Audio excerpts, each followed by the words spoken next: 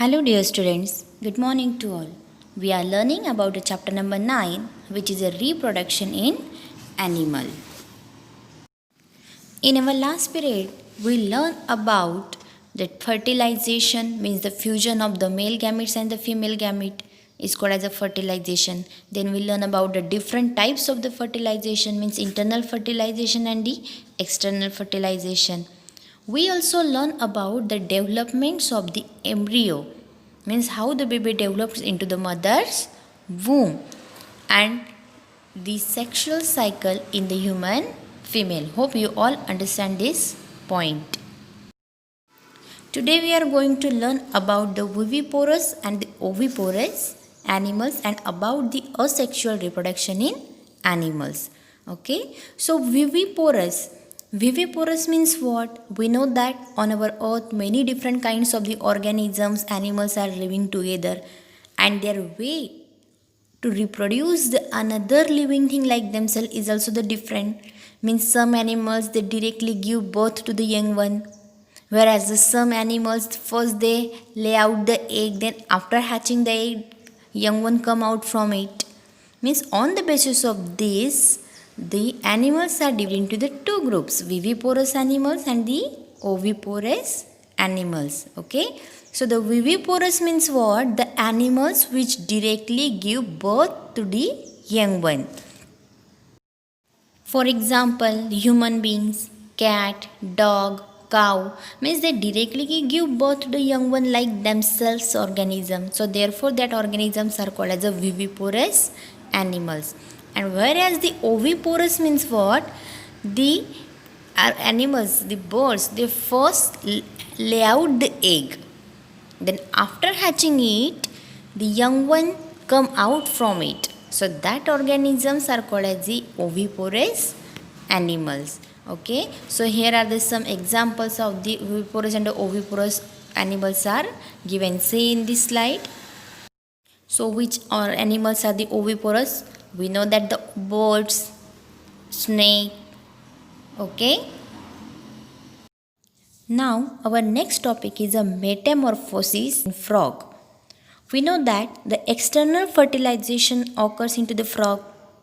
Means a female frog lays a millions of the egg into the water which are fertilized by the sperm discharged by the male frog. Okay, means external fertilization means what? The fusion of the male gametes and the female gamete. This fusion, this process are occurred outside of the body of the female. It is an external process, so therefore it is called as an external fertilization. So in the frog the external fertilization occurs.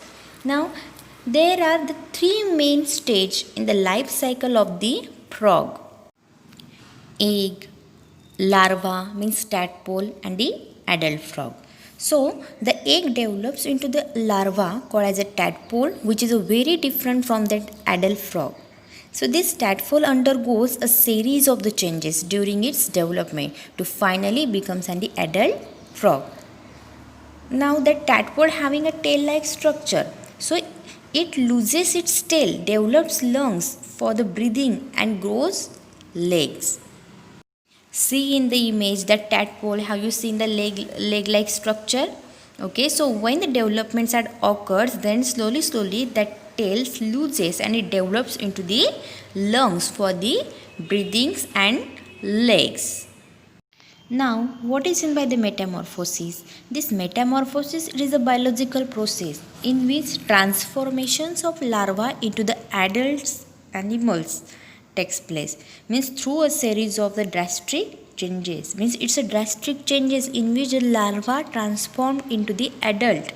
This is called as the metamorphosis. Now, our next point is asexual reproduction.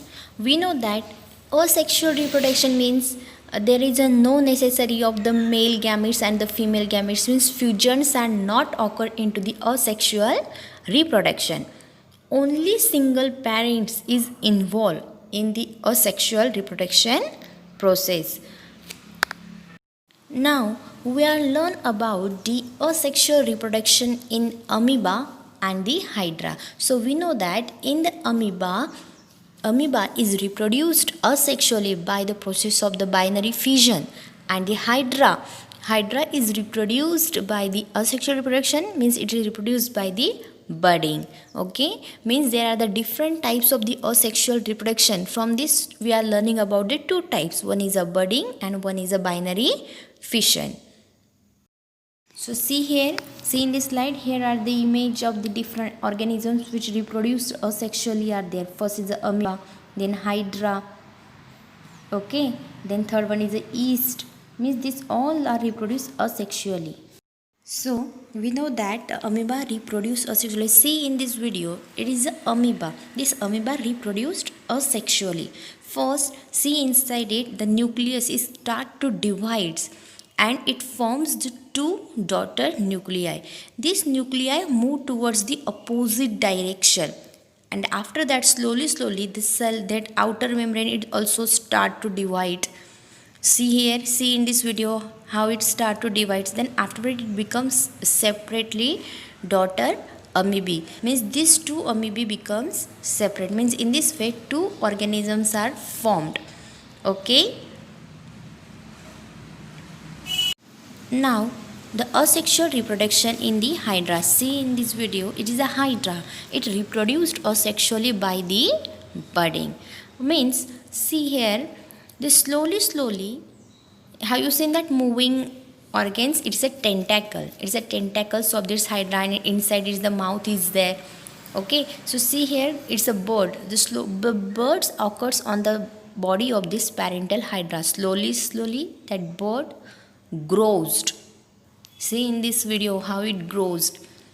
This bird grows and it also develop the mouth and start to develop the tentacles. Then when the growth is completed, then these birds, these fully grown hydra, it detached from the parent cell and grows as an individual organism. So, do you understand the asexual reproduction in amoeba and the hydra? Okay. If you're having any difficulty, you ask me anytime. Okay. Stay home, stay safe. Thank you.